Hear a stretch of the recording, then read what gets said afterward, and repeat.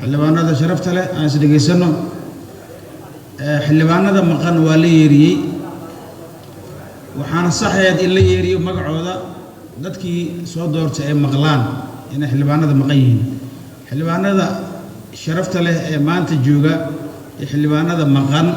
inay isku meel ay galaan ma ahan ama isku xuquuq ay noqdaan ma ahan marka xildhibaanku waa la yeeriyey maalintii ku xigtan saana loo yeeri doonaa marka waxaa barbar socotay shaqo kale ah shaqaalaha ay soo qoreen howlwadeennada xildhibaanada hadda fadhiya 87 xildhibaana fadhida liiskoodana waa kana waa la soo qoray kooramku wuxuu ahaa 103 markii laga jaro inta hadda fadhida la soo qoray 16 xildhibaan oo saxiixda baxday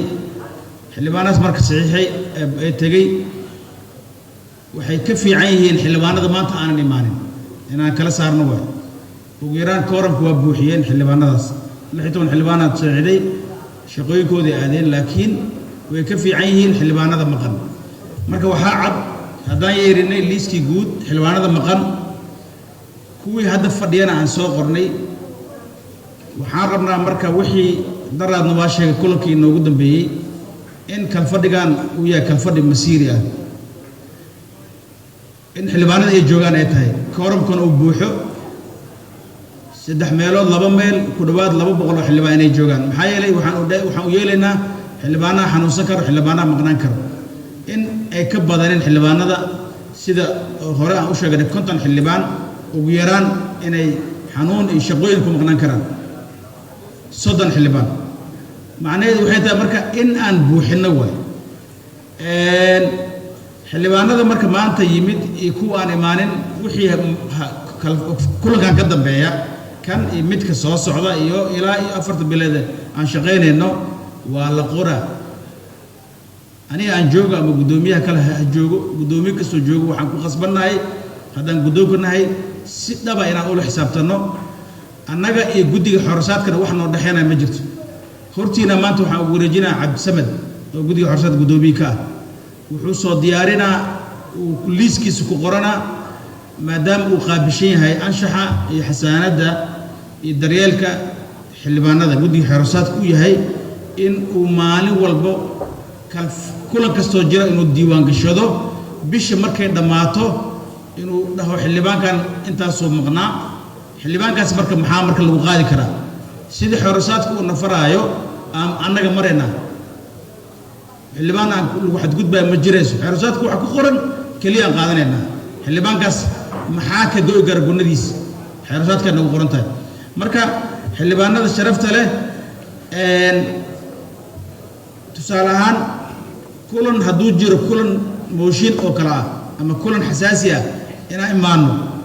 kulamada caadiga ee shuruucda lagu shaqeynayna aan maqnaano iyadana xaq maaha kulamadu waa isku wada mid inaan wada imaano waa kulanka kulli ku horreey kooramka si toos u buuxsamay wuxuu u buuxsamay waxaa laga hadlayay arrin wax ka bedel dastuur waxaana sheegay kalfadhigana inuu noqon doono wax ka bedel dastuur inuu noqon doono sidiisaba jabtarada dastuurka inaan xildhibaanada horteena la keeni doono guddigii aan u xisaarin uu keeni doono aan ka doodi doono kadib aan ansixinayno marka shaqadaas annagoo wadana haddaan kooramkii heli weyno macnaheeda waxay tahay shaqooyinkeena ka gaabinay marka xildhibaanada wixii maanta ka bilowda kulankii hore aan ku sheegay in aan maalin kasta yeerinayno magacyadooda maalin walba intaa laga yeerinaa gudoomiyaha guddiga xeerosaadka soo istaag okay ciyo waxaa ku wareejinaya gudoomiyaha guddiga xeerosaadka attendance-gan iyo midka hadda la yeeriyey ee la qoray inay iswaafajisiin 87 xildhibaan waxaa ku daraysiin 16 xildhibaan oo saxiixay ee baxay way fiican yihiin kooram inoo buuxiyeen 103 xildhibaana maanta imaatay inta kale maqnaasho waa dad yaraa waxay ku maqan yihiin fasax cudurdaara ma badna iga naftirkooda marka waxaan rabaa habdhooraha shaqadiisa waxay tahay inuu yeeriyo xildhibaanada liiskiina uu diyaariyo laakiin wixii shaqo laga qabanayo waxay u taallaa guddoonka iyo guddiga xerosaadka annaga naga dhexaysaa marka xogeeciyo waxaa ku wareejinaya gudoomiyaha guddiga xerosaadka si loo waafajiyo xerosaadka